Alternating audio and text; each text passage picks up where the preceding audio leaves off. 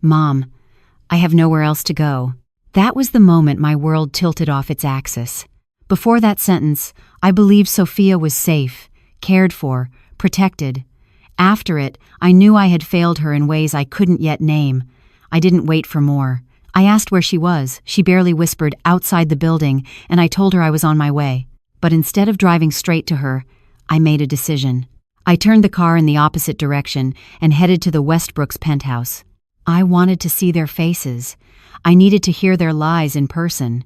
Maybe some part of me was still clinging to the idea that there had been a misunderstanding, that the people who smiled through their teeth at our family dinners wouldn't have tossed my daughter and granddaughter into the Miami night.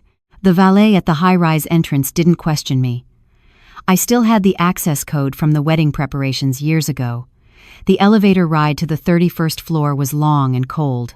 When the door opened, Henry stood there in his designer loungewear. His expression caught halfway between irritation and surprise. "Mrs. Carter," he said, "it's late. Is everything okay?" "I was about to ask you the same thing. Where's Sophia?" I asked, stepping into the foyer uninvited. He didn't move aside fully, but I brushed past him. I didn't need permission. "She's not here right now," he replied too quickly. "Maybe you should call her?" I did. "She's not picking up," I lied. "Then maybe you should wait until morning." Before I could respond, Evelyn Westbrook appeared from the living room, draped in silk and holding a glass of wine. Her tone was rehearsed, detached. "Celeste, you really shouldn't come unannounced. It's disruptive. I'm looking for my daughter. She's not answering her phone. Is she here or not?" My voice was louder now, pushing past their performance. "She left earlier," Henry snapped. "She said she needed air. Why don't you try her apartment?" "That's funny," I said. "Because she called me 10 minutes ago from the sidewalk outside. Said she had nowhere to go." Evelyn's expression froze, and Henry's jaw tensed. "Now why would she say something dramatic like that?" Evelyn replied with a syrupy edge. At that moment, Harlan Westbrook entered the room, towering, red-faced, the kind of man whose presence sucked all the warmth from a space. "What's going on here?" he barked. "She's accusing us of something," Henry muttered. "I'm not accusing," I said. "I'm asking, where is my daughter? Why is she sitting on the curb like trash while y'all are in here sipping Chardonnay?" Harlan stepped forward. "Listen here, woman. Your daughter made her bed. She wants to act out. She can sleep outside for all I care. She's your daughter-in-law, and that child is your granddaughter." "She ain't my blood," Harlan growled. "Sophia's been a burden since day one. Always bringing drama, always playing victim." My heart was pounding. "If anything happens to her," he laughed, cruel and sharp. "What are you going to do, call the cops? You think anyone cares what a broke retired mail carrier has to say?" Then, without warning, he shoved me. Hard. I stumbled back, my hip catching the edge of their marble credenza. Pain flared down my side as I hit the floor. The smell of expensive leather and imported pine cleaner filled my nose. Blood trickled from my elbow. Henry stood frozen. Evelyn just watched, sipping her wine like nothing had happened. "If you show up here again," Harlan snarled, towering above me, "I'll make damn sure your daughter loses more than just her apartment. Keep pushing, and that baby of hers? She'll be lucky to see kindergarten." My breath caught. He stepped back. "You're trespassing," Evelyn added casually. "You should go before we call security." To next down, I pushed myself up slowly, biting back every instinct to scream. "You should be ashamed," I said, steadying my voice. "All of you." No one answered. I walked out the door, bleeding, humiliated, and burning with a fire I hadn't felt in decades. I didn't cry until I got to my car. Even then, it wasn't weakness. It was fuel. Then I drove faster than I should have until I reached Sophia. She was where she said she'd be, huddled on the stone steps, Ruby in her lap. Her hair was messy, her coat too thin, but she looked up and tried to smile when she saw me. I parked like I didn't care about tickets, ran to her, and wrapped them both in my arms. "You're coming home," I said. She didn't protest. She was too tired, too hollow.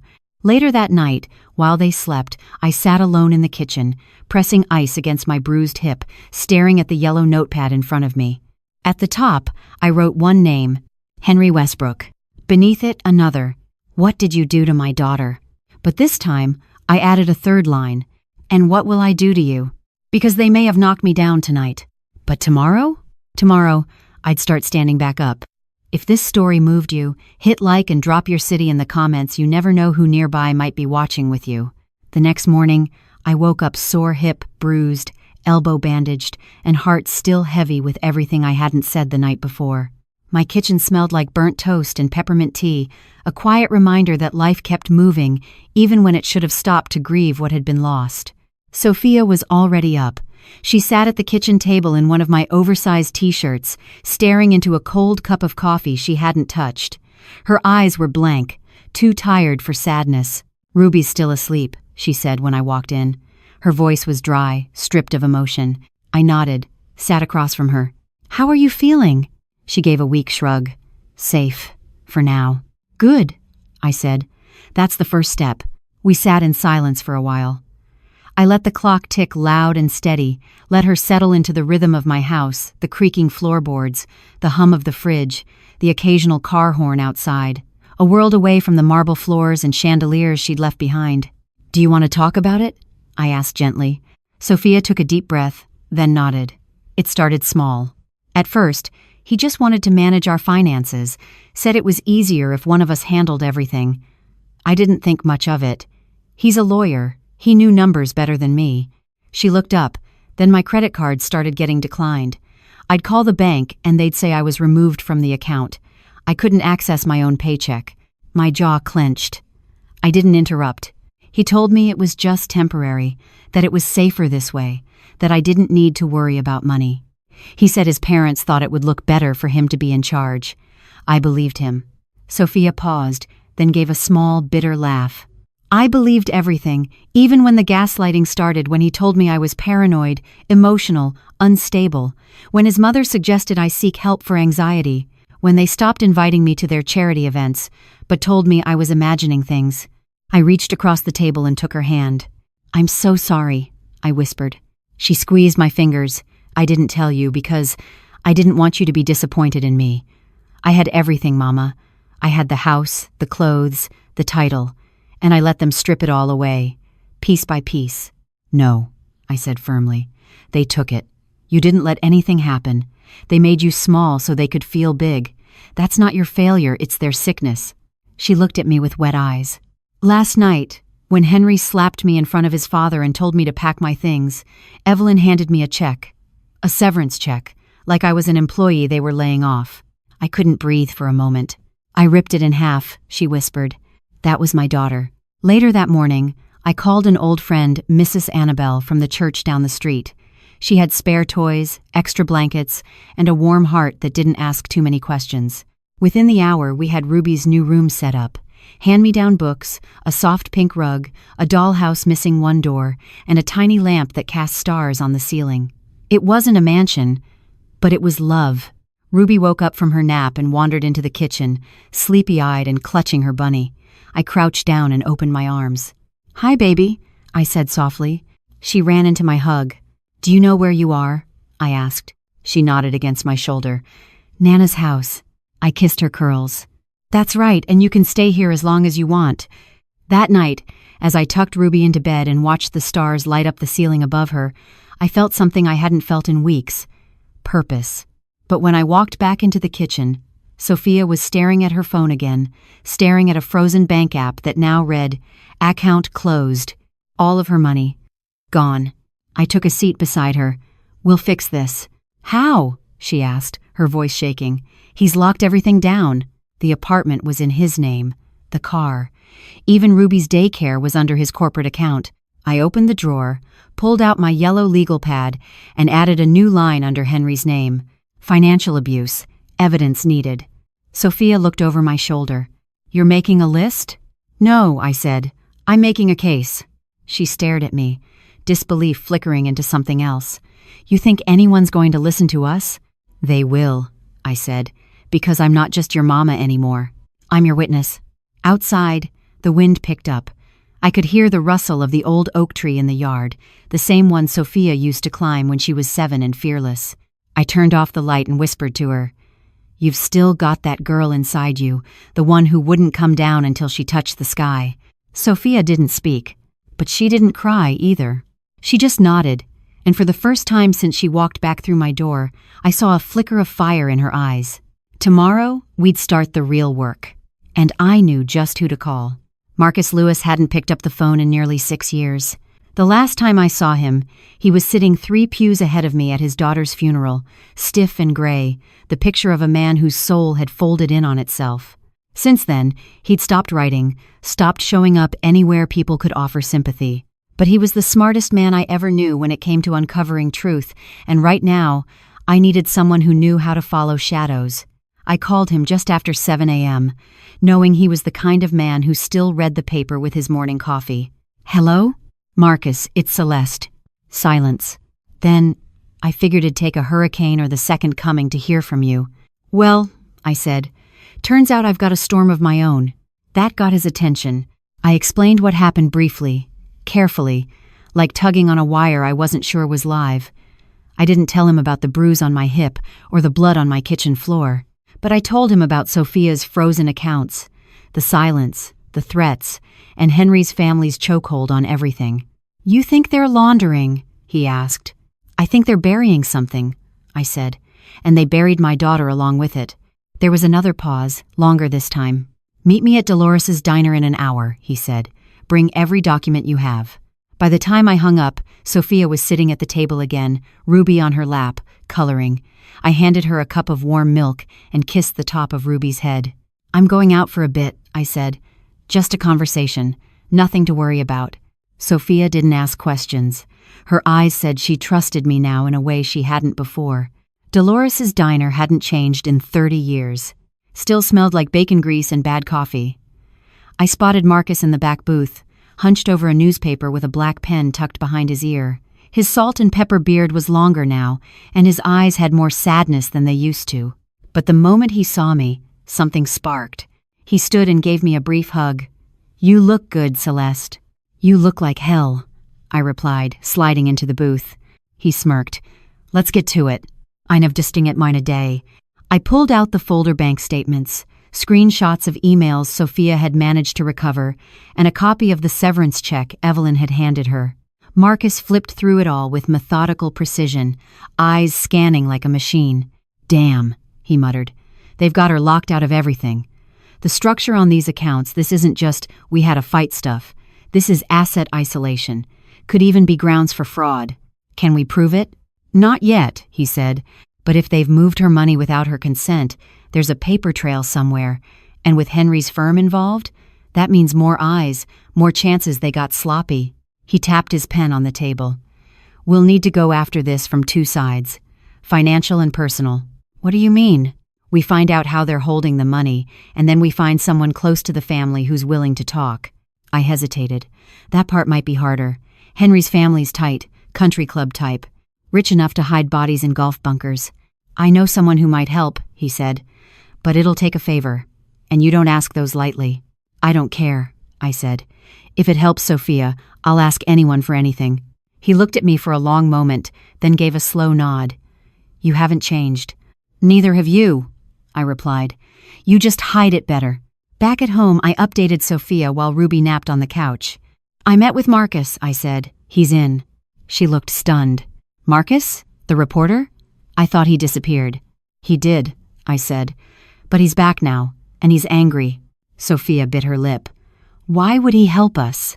"Because he knows what it's like to lose someone, and because he still remembers what justice is supposed to look like." She nodded slowly. "Okay, so what now?" "Now," I said, flipping open my notebook, "we start the list." End quote. We wrote down every name we could think of. Business partners, friends of the Westbrooks, the daycare director, the old nanny, the driver who used to pick up Ruby, anyone who might have seen something, anyone who might be willing to talk. Sophia hesitated before adding one more name. "Michelle." I looked at her. "Your college roommate?" "She dated Henry in law school, briefly. But he hurt her, not physically, emotionally, financially." "She ever say that to you?" "No," Sophia said. "But she stopped talking to me after I got engaged, said I'd understand one day." I made a note next to her name. "Find Michelle. Ask gently." That night, after Ruby was asleep and the house was quiet, I stepped outside onto the porch with a blanket around my shoulders. The stars were out, the kind we used to wish on when Sophia was little. I looked up and whispered, "Just give me strength." Because we weren't just gathering names, we were building a case. And this time, I was coming with everything I had. The address Marcus gave me for Michelle was tucked away in Coconut Grove, in a cozy street lined with banyan trees and old money. The kind of place you don't stumble upon, you seek it, or you don't find it at all. Her name had sat at the bottom of our list for 2 days, circled, starred, and underlined. I hadn't called yet, not because I didn't think she'd talk, but because I knew if she did, we'd cross a line there'd be no stepping back from. This morning, I woke with a steel purpose. I dressed in pressed slacks and a powder blue blouse, the one I saved for funerals and city meetings. Something about it made me feel like I had a badge, some small armor against the ugliness of what we were chasing. I left Sophia and Ruby with a promise. I won't pressure her. I just want to hear her truth. When I knocked on Michelle's door, I expected reluctance. What I didn't expect was the woman who answered. She looked older than I remembered, more tired than aged, like life had soaked the light right out of her eyes. Her hair was shorter now, salt streaking through the once bold black, but her posture, still proud. She squinted at me. "Celeste Carter? Hi, Michelle. I know it's been years." She didn't move to close the door, but she didn't invite me in either. "I'm not here to dig up pain," I said. "I'm here because it's already been dug up, and I don't want my daughter to drown in it."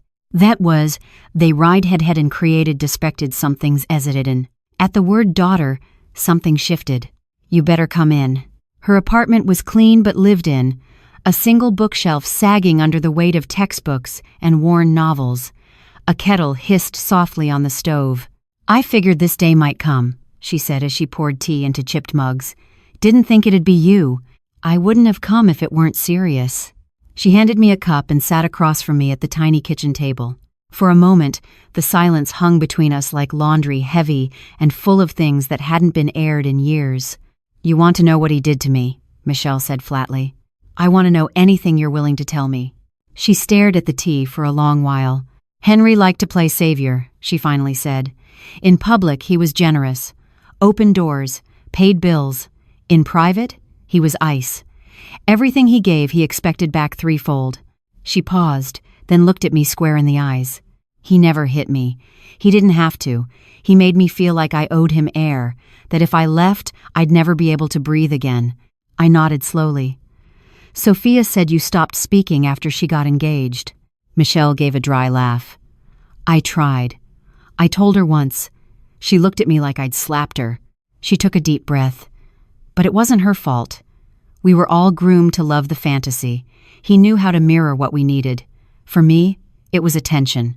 For her, it was safety. And it's braided have it." "Did he ever manipulate you financially?" I asked.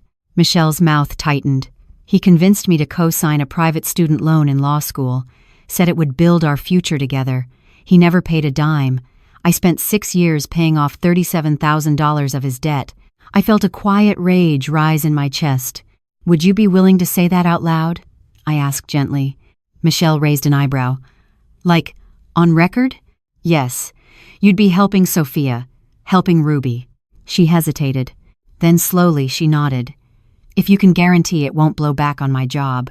"I'll protect you however I can," I said. "This isn't about revenge. It's about justice." Michelle stood up and walked to a drawer. She pulled out a faded envelope and handed it to me. "Everything I have.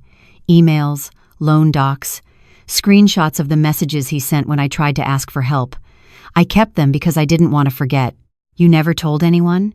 "I tried once. Went to the dean. But Henry's dad donated a library wing that year. They told me to focus on healing." I nodded slowly. "Thank you." At the door, she grabbed my hand. Her voice trembled. "Don't let him do to your daughter what he did to me." "I won't," I said. "I swear it." Back in Little Havana, I handed the envelope to Marcus. He was sitting at the kitchen table with a laptop, eyes red from staring too long at spreadsheets. He opened the envelope, skimmed the pages, and let out a low whistle. "This is gold. Think it'll hold up? If it doesn't, we'll make sure someone gets fired trying to ignore it." Sophia came into the room then, Ruby clinging to her leg. Her face was pale, but her posture was steadier. I made contact, I said. Michelle's in. Sophia didn't say anything. She just sat down and picked up a pen. What are you doing? I asked. She looked up at me with tired but determined eyes. Adding my name to the list. It's Gorded. The next morning, I woke to the sound of rain tapping against the window, soft and steady like a warning that the day ahead would not be gentle. I dressed quietly, not wanting to wake Ruby. When I stepped into the kitchen, Marcus was already there, laptop open, coffee brewing. He looked like he hadn't slept. I mapped out the Westbrook family's holdings, he said without looking up. Real estate, trusts, shell companies. Evelyn's name is on 4 foundations, but none of them have tax records that check out. You think it's charity fraud? I asked. More like a laundry system for off-book money, he replied. They hide money in plain sight, then use their legal team to erase the trail. Sophia entered the room, hair pulled back, face bare. She looked stronger this morning, more rooted in her skin. She poured herself coffee, no sugar, and sat beside us. I've been thinking, she said. We can't just go after Henry. His family built the wall. He just enforced it. Marcus nodded. Agreed, we need pressure points. It was then I remembered the last person who had once defied the Westbrooks and disappeared overnight. Do you remember Sheila Grant? I asked. Sophia's eyes widened. The assistant? I nodded. She used to work for Harlan, ran his calendar, his travel, everything. Then suddenly she was gone. No goodbye, no party, nothing. She knew too much, Marcus said. Think you can find her? I'll ask around, I replied. She used to come to my church sometimes. Her aunt still lives near the library. While Marcus continued tracing digital threads, I slipped out into the storm. My old raincoat clung to my arms like a second skin as I walked up to Miss Lottie's porch. She opened the door before I knocked. Celeste Carter. Lord, haven't seen you since the fish fry last spring. I'm looking for Sheila, I said. I heard she might be back in town. Ada Douglas. Miss Lottie's face changed, not cold worried. She don't talk about those days no more. Took her years to stop waking up screaming. Please, I said. My daughter's in danger. Sheila might have something that can help us. Miss Lottie hesitated, then scribbled an address on a notepad. She stays out by the edge of town, works nights. Best you catch her before 5. I thanked her and drove through the wet streets to a rundown duplex behind an old gas station. The curtains were drawn, the yard overgrown, but the mailbox still read S. Grant. When I knocked, the door opened an inch, just enough for me to see one wary eye. I'm not here to hurt you, I said quickly. I'm Celeste Carter. I think you knew my daughter, Sophia. She married Henry Westbrook. The door opened a little wider. Sheila stood there in a threadbare hoodie, her eyes sunken, her hands trembling. Did he hurt her? She asked. I nodded. She exhaled, stepped back. Then you better come in. Inside, the air was stale with old cigarette smoke and unopened mail. Sheila didn't offer coffee or smiles. She sat on the edge of her couch, arms wrapped around herself. I kept things, she said without preamble. Emails, schedules, receipts. Harlan thought I was too dumb to notice the money moving around. Why didn't you go public? I asked. She laughed, bitter and short. They threatened my brother. Said he'd get deported if I ever talked. I leaned forward. Would you talk now? Just to us. Just to help my daughter. She paused. Do you know what it feels like to wake up every morning afraid someone's going to follow you home? To wonder if your brakes are going to fail on I-95? Yes, I said. I know what it's like to watch your child suffer because a man with money decided she was his to break. Sheila looked at me long and hard. Then she walked into the bedroom, came back with a battered manila folder. I never stopped hoping someone would ask, she whispered. I drove home gripping that folder like it was a newborn. Inside were flight records, signed checks, off-calendar meetings between Harlan and people whose names were redacted in government reports. It wasn't just financial fraud, it was power. Power misused. Power unchallenged. When I handed it to Marcus, he looked up at me with something close to reverence. You just cracked open the whole damn thing. About men's. Sophia stood in the hallway, holding Ruby's stuffed rabbit.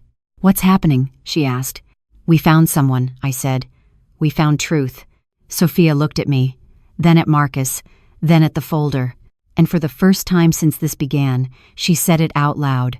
I want to fight. The next day began not with the sun, but with purpose.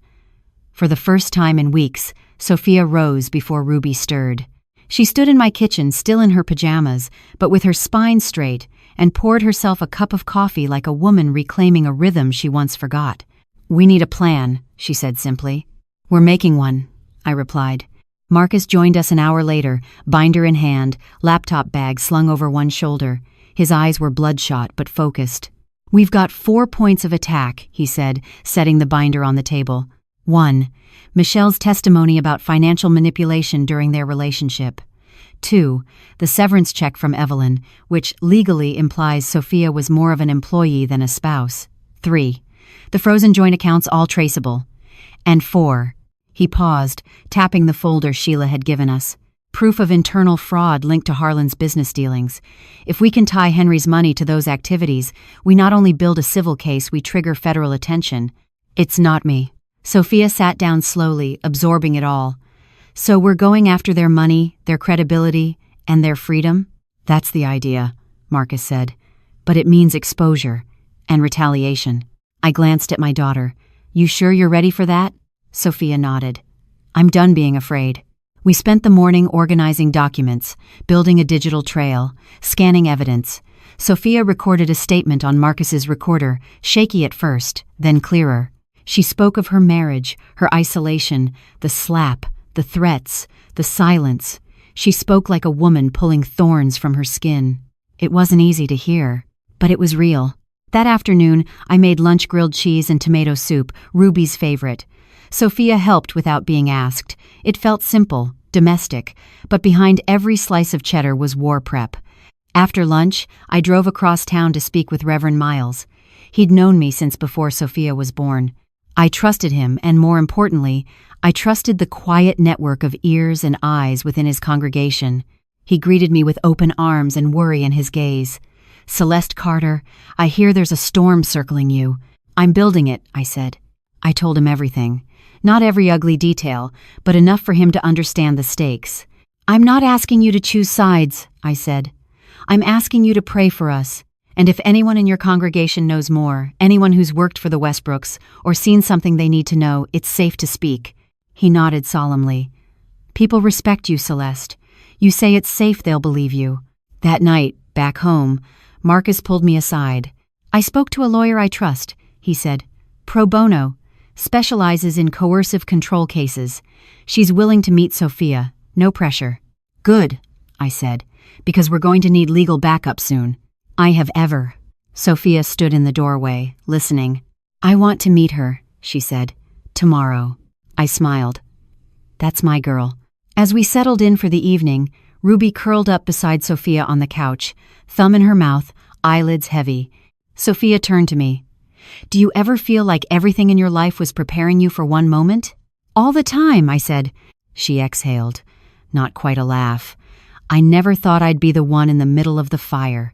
"You're not in the fire," I said softly. "You're building it, and once it's lit, the people hiding in the shadows won't be able to run." Later that night, I added 3 more names to the list: housekeepers, drivers, and a former accountant who'd once filed a complaint and disappeared quietly. Marcus would track them. I'd talk to whoever would listen, because the time for silence was over, and the fire was just beginning to burn. The next morning, Sophia dressed with care. She chose a simple navy blue blouse, pressed slacks, and pulled her hair into a low bun. No makeup, no jewelry. She looked like the version of herself I hadn't seen in years, calm, composed, but not armored. There was something braver about her now, in how she didn't try to hide the weariness in her eyes, like she knew the fight ahead would demand all her truth, not just the polished pieces. We arrived at the law office just before 9 a.m. It was located in a modest brick building tucked between a pediatric clinic and a family counseling center. Quiet, no marble, no gold-plated logos, just a brass nameplate, Gwen Landry, Esquire, Family Law and Survivor Advocacy. Marcus waited outside with a coffee in each hand. He handed one to Sophia. "She's good," he said. "She listens."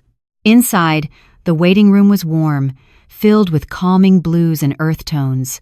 A small table held parenting magazines and a bowl of peppermints. Gwen Landry came out to greet us herself, a black woman in her 50s, short silver curls and sharp eyes. She wore no heels, No fancy watch, just a dark cardigan and a presence that filled the room like quiet strength. "Sophia," she said, shaking her hand. "You don't have to be brave in here." Sophia exhaled slowly, and I saw the smallest crack in her composure. They went into Gwen's office together. I stayed behind. It wasn't my battle to speak this time. An hour passed. Then another. I busied myself by walking around the block twice and texting Marcus updates. He was home reviewing new leads, chasing rumors about Harlan's off-book investments. When the door finally opened, Gwen and Sophia stepped out together. Sophia's face was tear-streaked, but her chin was high. "She told me everything," Gwen said gently, "and if she's ready, I'll represent her. But she has to know this won't be quick, and it won't be clean." "I'm ready," Sophia said. "I want my life back. It's really one behalf to the Chrysalie Aniso." As we walked to the car, I asked, "How do you feel?" Like I took the first breath after being underwater. That afternoon, Gwen emailed a draft of the formal complaint we'd be submitting. It named Henry Westbrook directly emotional abuse, financial coercion, and suggested that further investigation may reveal criminal liability under Florida's Domestic Violence Protection Act. "This will rattle them," Gwen wrote, "but we must stay ahead." Marcus agreed. "They'll hit back fast. PR, lawyers, even smear campaigns." Sure enough, within 24 hours, Sophia's phone rang with an unfamiliar number. She didn't answer. Minutes later, a text came through. "You don't want to do this. Think about Ruby. Henry." Sophia showed it to me without a word. I took the phone, screenshot it, and forwarded it to Gwen. "That's intimidation," Gwen replied. "It just became evidence." We changed Sophia's number that night, but the threats didn't stop. Evelyn emailed me directly the next day. "Celeste, you're making a mistake. This will hurt Sophia more than you realize. Please, let us handle this like family, quietly, privately. There's no need to ruin reputations over a marriage that simply didn't work." I stared at the message for a long time. Then I replied with one line. If silence were a virtue, Sophia would have been sainted by now. I never heard back. Later that evening, we installed new locks on the doors, added cameras to the porch. I updated the list, new names, new threats, new lines drawn. Marcus called just before bed. "You still in this?" I looked at Sophia, asleep on the couch with Ruby curled against her chest. Her arm was draped protectively over her daughter, her brow furrowed even in rest. "I'm not just in," I whispered. "I'm leading the charge." Because now, we weren't just preparing for battle. We were at war. It started with a whisper. One parent at Ruby's former daycare mentioned it during a grocery store run. "Did you hear Sophia ran off and left her husband and child?" A second woman chimed in, pretending concern. "Such a shame." And I thought she had it all together. By the end of the week, the story had spread like mold on wet bread. According to the version now circulating among the Westbrook social circle, Sophia had abandoned her marriage in a fit of instability, was possibly unwell, and had been emotionally volatile for years.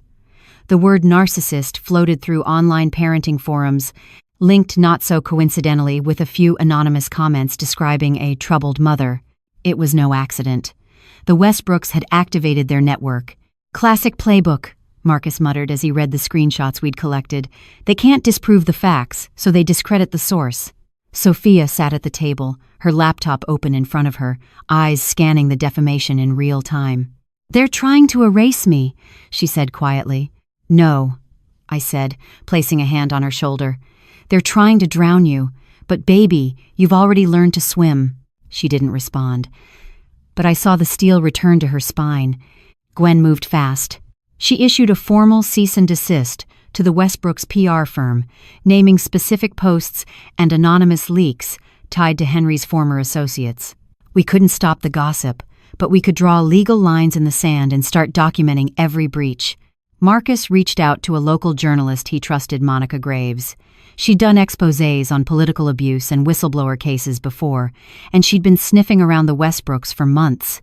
"I don't need to name names yet," Monica said when we met her in a corner booth at a Cuban cafe. "But if your client has documentation and first-hand witness testimony, I'll run a feature. I can't promise national attention, but local exposure will make it harder for them to keep the walls up." Sophia was hesitant. "What if they retaliate again?" "They already are," I said. Might as well fight fire with light. In private, Sophia recorded a sit-down with Monica. She didn't use Henry's name. She didn't accuse anyone directly, but she told her story, the manipulation, the financial sabotage, the moment she stood outside my house in the rain, begging for help. Monica's article ran 2 days later. She had it all until she asked for her name back. The photo was from behind, of Sophia holding Ruby's hand near the park. No faces, just shadows and posture. It was elegant, heartbreaking, and powerful. By that night, the article had over 10,000 views. Not all the comments were kind, but some were. One woman wrote, "This is my story too. Different man, same cage." Another, "Thank you for speaking up. You made me feel less crazy." Sophia read them all.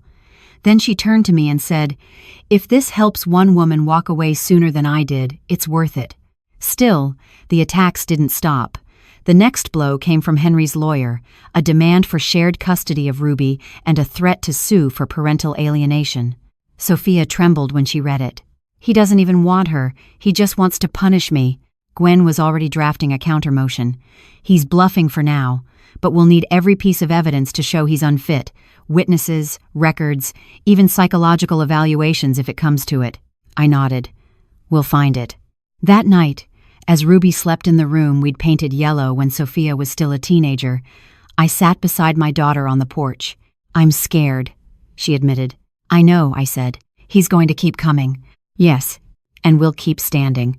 She reached out and held my hand. "Thank you, Mama, for believing me when no one else did." "You don't thank a tree for giving shade," I whispered. "You just keep growing." It started with a shoebox. While cleaning out the hall closet for extra blankets, I found it buried behind old holiday decorations and a stack of tax files. A plain, dusty thing I'd nearly tossed until I saw Sophia's handwriting on the top flap. "Do not open unless you're me." I paused. She'd written it years ago, probably during college, when the world still felt like hers for the taking. I opened it. Inside were notebooks, sticky notes, scraps of paper folded and refolded, each one filled with dates, expenses, memories, a diary of debt and sacrifice. Sophia had kept track of every dollar she spent during her marriage, every bill she paid with her own salary, every instance Henry forgot to transfer his half. Each note was meticulous: rent, groceries, gifts for his clients. Even the flowers she'd bought herself on their anniversary when he didn't come home. At the bottom was a list titled, "Things I Lost Trying to Be Enough." It broke me. I called Marcus immediately. "You need to see this." By nightfall, we had the entire content scanned and digitized. Gwen reviewed it the next morning, and her voice shook over the phone. "This isn't just documentation," she said. "It's a portrait of slow erosion. Judges need to see this." If it state with a bod. Sophia didn't remember writing half of it. When I handed the pages to her, she read in silence for an hour. Then she looked up, eyes glistening. "I was keeping score," she said, "and I didn't even realize it." "You were surviving," I told her. The ledger added weight to our case, proof of economic manipulation, not just legal but deeply emotional. Gwen began crafting a narrative around it, pairing it with Michelle's testimony and the financial records from Marcus's research. Meanwhile, Marcus had tracked down a former Westbrook family driver, Luis Romero. He'd worked for them for 8 years before being dismissed with a vague downsizing excuse. He met us at a diner off the expressway, wearing a ball cap low over his eyes. "They never fired me for driving," Luis said. "They fired me because I saw too much." "Like what?" Marcus asked. Luis glanced around. "Like Henry dragging your daughter into the house by the arm. Like Evelyn telling the staff to ignore the shouting upstairs. Like Harlan making sure every car trip with clients went unrecorded." He pulled out a flash drive. "I kept my own logs, just in case." Sophia clutched Ruby's stuffed rabbit as he slid the drive across the table. Luis looked at her gently. "You were kind. You always asked about my wife when she was sick. I never forgot that." After he left, we sat in silence. The evidence was stacking higher than we'd hoped and faster than we expected. But the Westbrooks weren't done. That weekend, our mailbox was smashed. The doorbell rang at 2 a.m., but no one was there. Sophia's car was keyed at the grocery store. The message was clear: back off. I installed security lights. Marcus installed cameras. Gwen filed for a protective order, citing escalating harassment. Then, the breaking point came. One morning, Sophia went to check on Ruby in her room and found the window slightly open. Nothing was missing. No signs of forced entry. But Sophia fell apart. She collapsed onto the nursery floor, hugging Ruby close and sobbing in panic. I sat beside her, heart pounding. "They'll never stop," she said. "They'll come through the cracks. I can't keep her safe." "Yes, you can," I whispered. "You already are." The next day, Gwen filed a motion for emergency custody protection. If the judge approved, it would severely limit Henry's legal access to Ruby until the investigation concluded. We waited for the court date like it was Judgment Day. The night before, Sophia came into my room and sat on the edge of the bed. "I'm not just fighting for me anymore," she said. "I'm fighting for her, and I won't lose." I reached over, held her hand. "You won't," I said. "Not while I still have breath." Because what they didn't count on was a mother's memory and a daughter's refusal to stay silent. The courthouse didn't look like justice. It looked like beige paint, flickering lights, and vending machines that hadn't worked since the Bush administration. But that morning, as we walked through its cold metal detectors and sterile halls, it felt like a battleground. Sophia held Ruby's hand tightly, dressed in a navy dress that hugged her like armor. I wore the same church suit I'd used for every funeral and every city protest since 1994. Marcus met us at the entrance, folders in hand, a tie slightly crooked but eyes sharp. Gwen arrived last, composed and commanding in a charcoal blazer that meant business. We weren't just here for a legal proceeding. We were here to prove that Sophia and Ruby deserved safety. The judge was a woman in her early 60s, stern but not unkind. She read the complaint thoroughly, lips pressed into a thin line. Across the room, Henry sat flanked by two attorneys. He wore remorse like cologne, applied thick but cheap and fake. Evelyn sat behind him, pearl-clad and frosty. Sophia never looked their way. The proceedings began with Gwen laying out the emergency motion: threats, harassment, psychological intimidation, and now a suspicious attempt to access Ruby's room. Gwen backed every claim with documentation, screenshots, testimony, police reports, even Luis's log of vehicle drop-offs and pickups that placed Henry at our house the night the doorbell rang at 2 a.m. Henry's lawyers objected to nearly everything.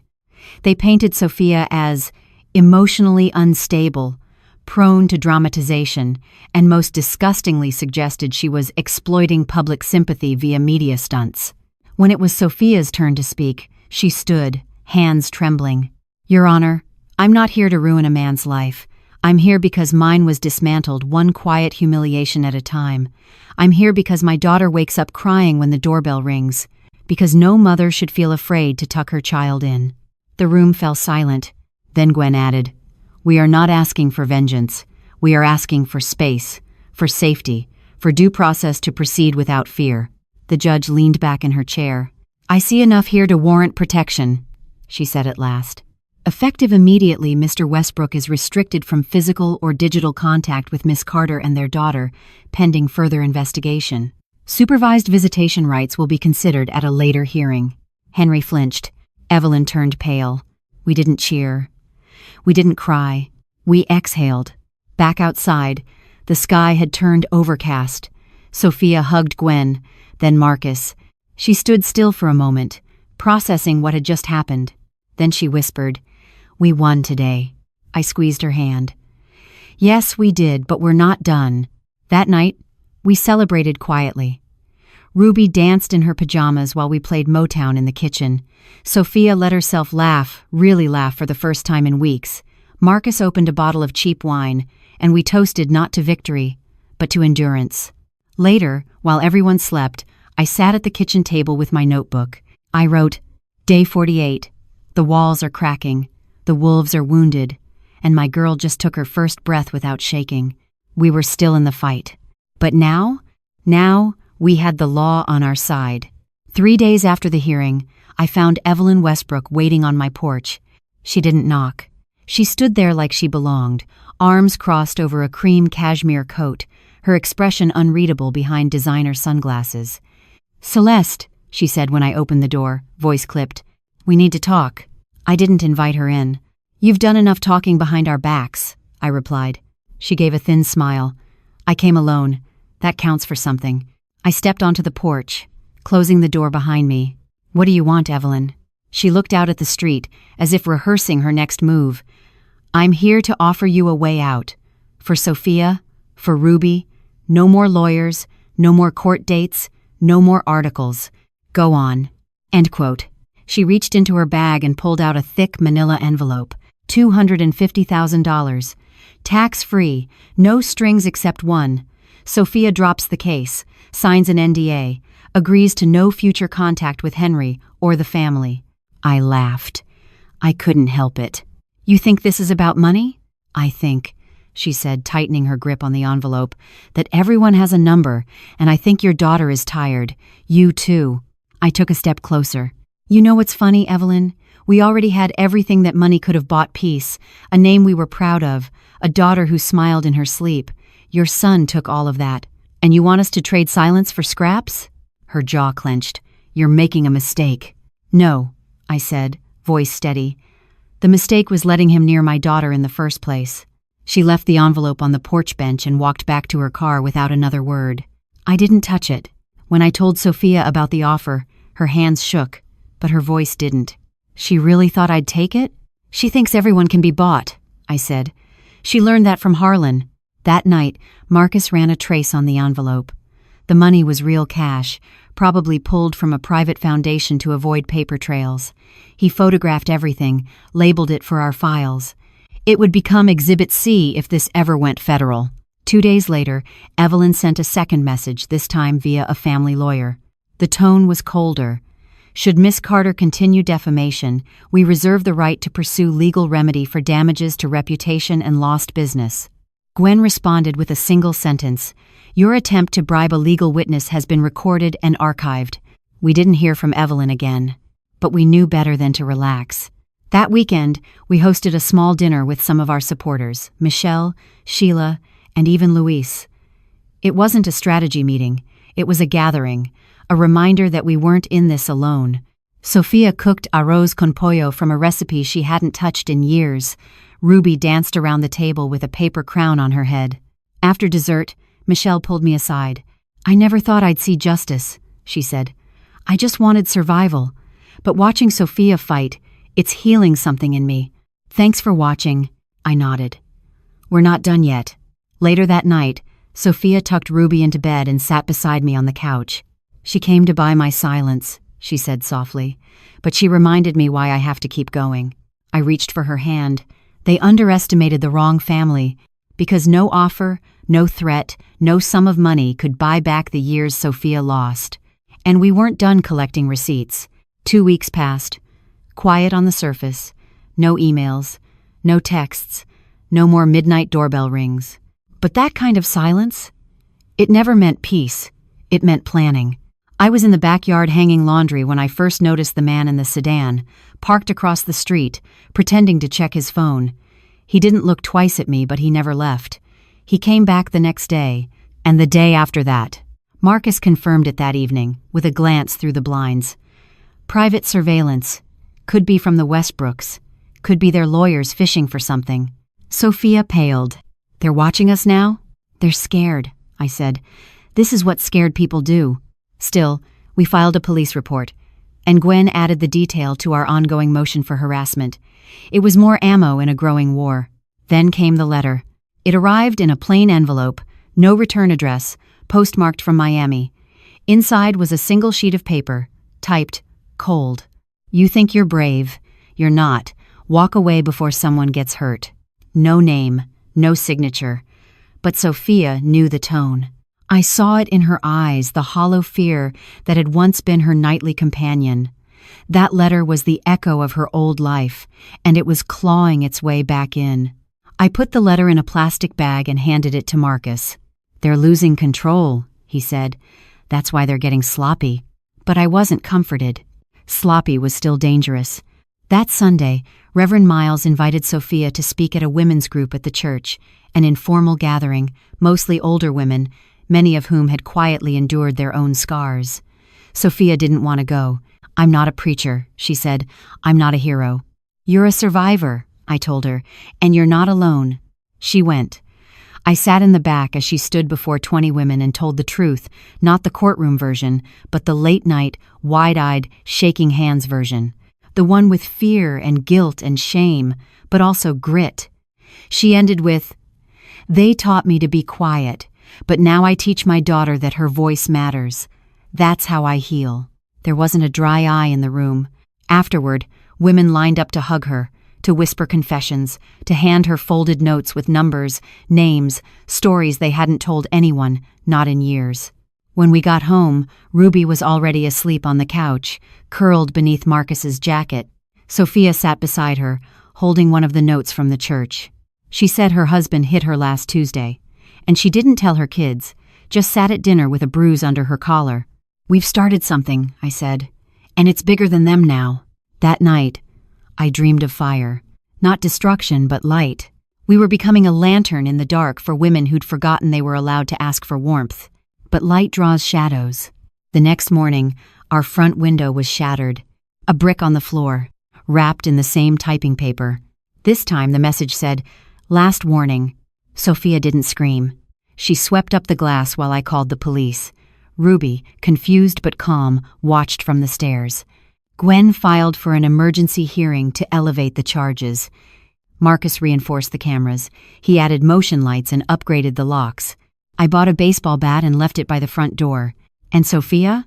She wrote back, "Not to them, to the world." A second article appeared 2 days later in the local news. "When silence becomes survival, a mother's journey through the fire." This time, Sophia signed her name. No pseudonym. No shame. Just truth. We weren't hiding anymore. They shattered our glass. But we'd already built walls of steel. The article landed like a grenade. By noon the next day, Sophia's name was trending locally on social media. Some praised her bravery. Others doubted her sanity. But what mattered most was this: silence was no longer an option, and the Westbrooks were no longer invisible.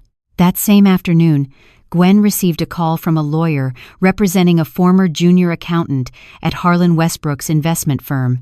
She wanted to talk. Her name was Amber Reyes, early 30s, sharp, quiet, but her voice cracked when she said, "I couldn't sleep after reading that article. I worked for them. I saw the falsified filings. I helped cover losses. I was scared to speak, but I'm more scared of staying quiet now." We met her at a library conference room downtown. She brought printed copies, emails, spreadsheets, expense reports with names redacted but timelines unmistakable. "This doesn't just implicate Harlan," she said. "Henry was on the payroll as a consultant but never actually did anything. Yet every time money went missing, his name was on the transfer list." Gwen's eyes lit up. "This is criminal, not civil. This goes beyond divorce court." Amber looked at Sophia. "I didn't know what he was doing to you, but I knew something was rotten. I'm sorry I didn't speak up sooner." Sophia took her hand. "You're here now. That's what matters." With this evidence, Gwen filed a petition to open an official fraud investigation with the state attorney's office. Marcus began compiling a new report, one that connected all the dots: Evelyn's hush money, Henry's false consulting work, and Harlan's offshore accounts. The story was expanding and fast, but so was the pressure. That week, someone broke into Marcus's car. Nothing stolen, just his files scattered, and a single note taped to the steering wheel. "Back off. I'm not rattled," he said, showing us the photo he took before touching anything. "I'm just more convinced we're over the target." End quote. We changed routines, took different routes to work. Marcus moved into the guest room, just in case. He installed another security system, this one with facial recognition. We weren't paranoid. We were prepared. The next morning, Gwen's office received a legal notice from the Westbrooks corporate attorneys demanding full withdrawal of defamatory claims, or they'd pursue damages exceeding $5 million. Gwen smiled when she read it.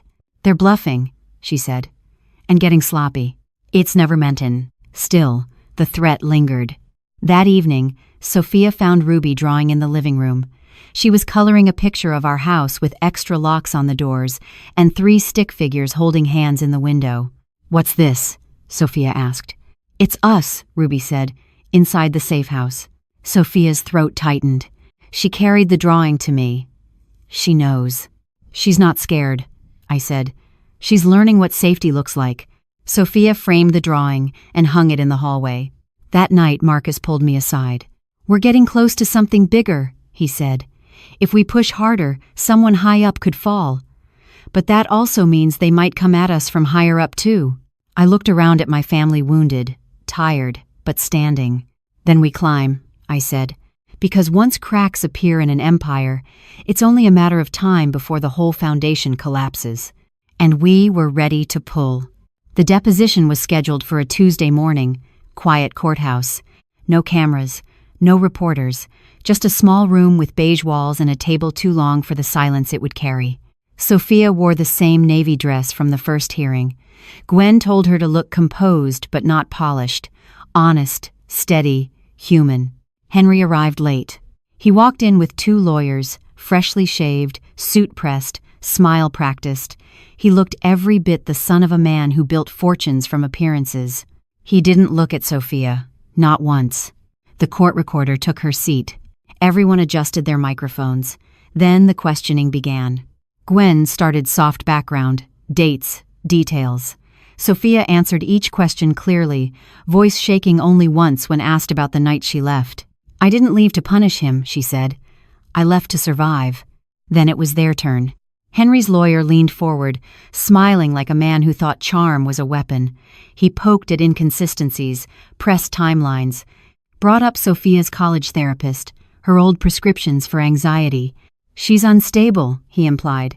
She can't be trusted with full custody. Gwen objected twice.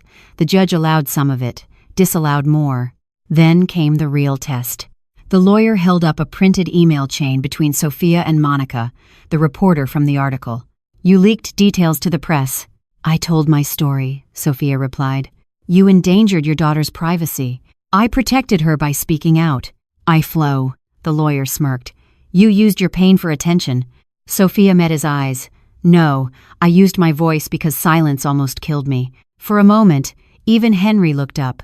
Then Gwen brought out the binder. One by one, she laid down every piece of evidence we'd collected: Amber's documents, Luisa's logs, the ledger from the shoebox, screenshots of threatening messages, and finally, the envelope of hush money from Evelyn, still sealed in plastic. Let the record reflect, Gwen said, that the plaintiff has chosen truth over intimidation at every turn. Henry's face went still. The deposition ended without further questions. Outside, Sophia took a long breath. Did I do enough? I squeezed her hand. You were the only one who could. But the day wasn't over. That afternoon, a clerk from the Attorney General's office contacted Gwen. They were opening a preliminary investigation into Harlan's firm fraud, tax evasion, financial misconduct. Amber's testimony had triggered a flag in the system. We weren't just surviving now. We were winning. But it didn't feel like victory. Not yet. That night, Sophia stood in the backyard under the stars, holding Ruby close. She didn't say anything, just looked at the sky like she was asking for permission to hope. I joined her. They're losing grip, I said. I know, she whispered, but I don't want to celebrate until she's safe forever. She meant Ruby. I understood. We didn't toast. We didn't dance. We just stood there, quiet and still.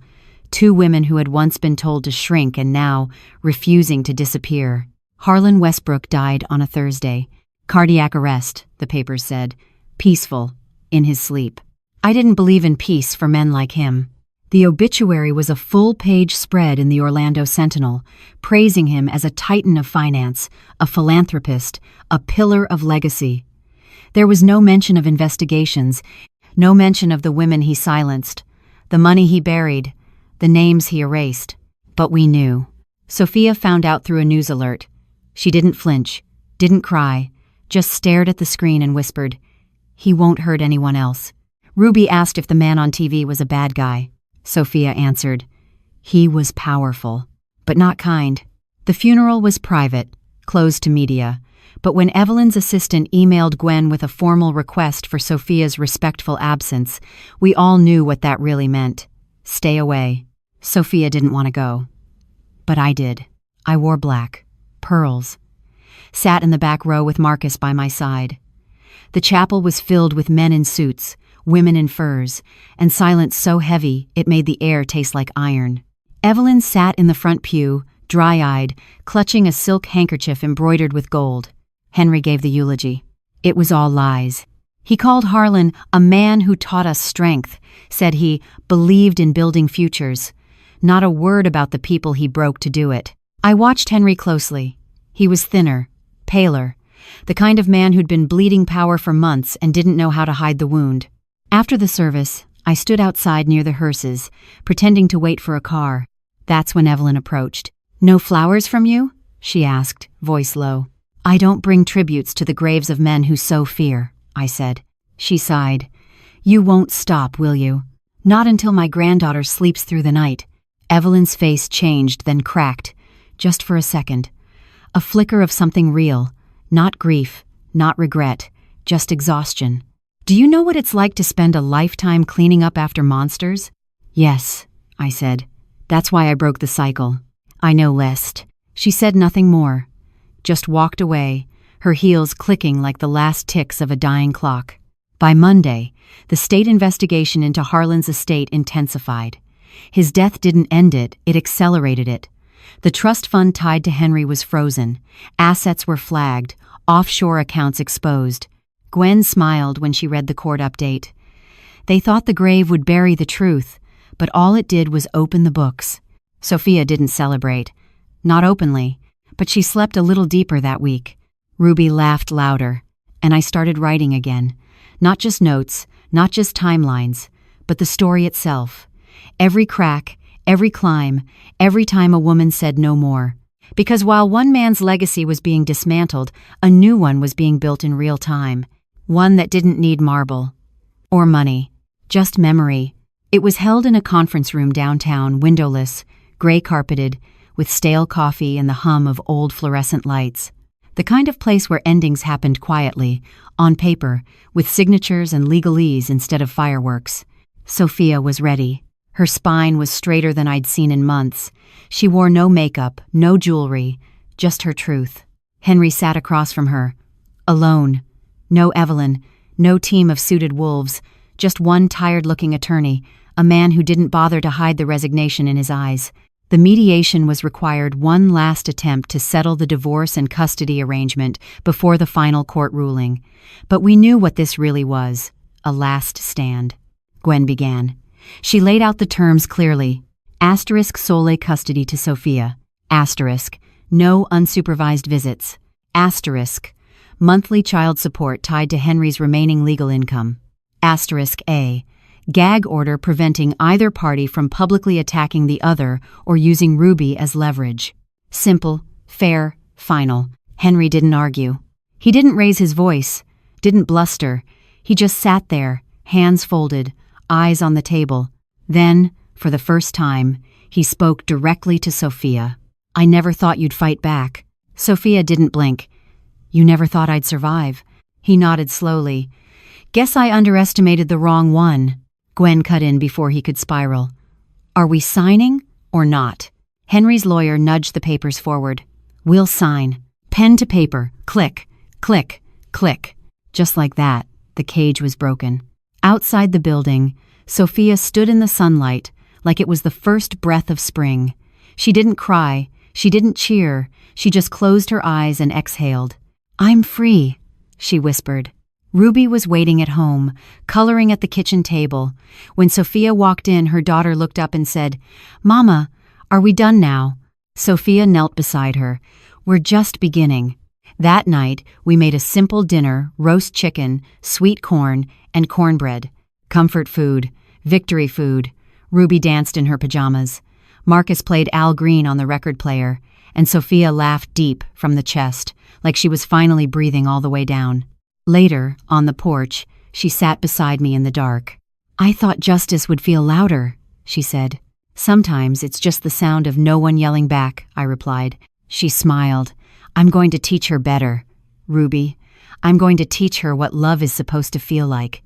And created. "You already are," I said, because justice doesn't always arrive with fanfare. Sometimes it shows up in ink and quiet. And a daughter who no longer flinches when the phone rings. The invitation came in an email. It was from a local women's shelter, Hope House, asking if Sophia would consider speaking at their annual fundraiser. They had read her articles, heard about the case, seen her name become a quiet anthem for women trying to claw their way back to light. Sophia hesitated. "I'm not an expert," she told me. "I'm just someone who survived." "Exactly," I said. "That's who they need to hear from." The night of the fundraiser, the ballroom was filled with faces, mostly women, some men, all listening. Some had bruises still fading. Others bore scars only the heart could see. Sophia stood at the podium in a simple black dress, her voice steady, her story raw. "I used to think love meant sacrifice," she began. "That endurance was a virtue, even when it broke me. I stayed silent because I believed the shame belonged to me." She paused, looking out into the crowd. "But I learned the truth. The shame isn't mine, and the silence helps no one." There was no applause at first, just stillness, tears, the sacred hush that falls when someone lays their truth bare in front of strangers and says, "Here, take it, it's yours too." Then, slowly, the room stood, one by one, hands clapping, voices rising, not for drama but for recognition. She walked off the stage into a line of hugs. Afterward, a woman in her 50s approached us. Her lip trembled as she spoke. "My daughter left her husband last month. Because of your article, she's safe now." Sophia blinked back tears. "She's brave." The woman shook her head. "No, you gave her the courage." Later, driving home, Sophia looked out the window and whispered, "I never thought this story would become something more." I smiled. "You turned pain into purpose." "That's more than most ever do." When we got home, Ruby was asleep on the couch, wrapped in the quilt I'd made before she was born. Sophia kissed her forehead, then sat beside me with a cup of chamomile tea. "I want to start something," she said. "A scholarship maybe, or a hotline, something for women like me." "You already have," I said. "You gave them your voice." Outside, the night was calm. No watchers, no notes, no shadows. Just quiet, just peace, and the hum of something new being born. It began with paint. Sophia stood in the old sunroom, the one Henry never let her use, the one that once stored boxes and broken promises, and dipped her brush into a can of pale yellow. Ruby helped, smearing more on herself than the wall, giggling as she painted a sun with 6 crooked rays. They were reclaiming space. Every stroke, every inch, felt like stitching back a piece of a life that had been torn. I watched from the doorway, heart full. Not just with pride, but with relief. We'd made it. It had been 73 days since Sophia came home in tears. 73 days of lawyers and courtrooms, of threats and fear and truth laid bare. And now, we were building. That summer, Sophia launched the Ruby Project, a nonprofit for women and children escaping domestic abuse. The name was Ruby's idea.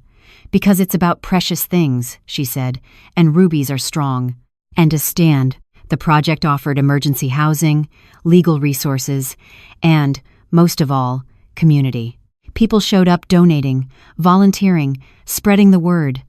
Survivors came out of hiding, sharing their stories. And everywhere Sophia went, people stopped her not for pity, but for hope.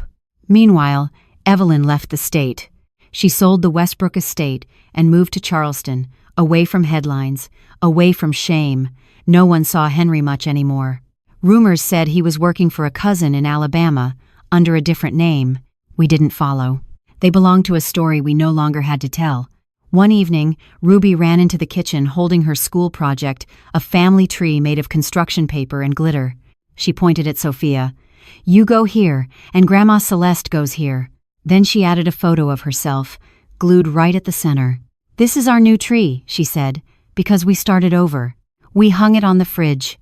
That night, as Sophia tucked Ruby in, I heard her whisper, "You're safe now, forever." And she was. Because home wasn't just walls. It was the people who stayed, who fought, who refused to let darkness win. The storm had passed. The story had been told. And we were still standing, together. This story is a testament to the quiet strength of women who refuse to be silenced. It teaches us that justice isn't always swift or loud. It often begins in whispered truths and late-night decisions to walk away. But when courage is shared, it multiplies. Sophia's journey reminds us that survival is not the end, it's the beginning of rebuilding, reclaiming, and redefining what family, love, and home truly mean. And perhaps the most powerful lesson of all, when one woman stands up, she opens the door for others to rise.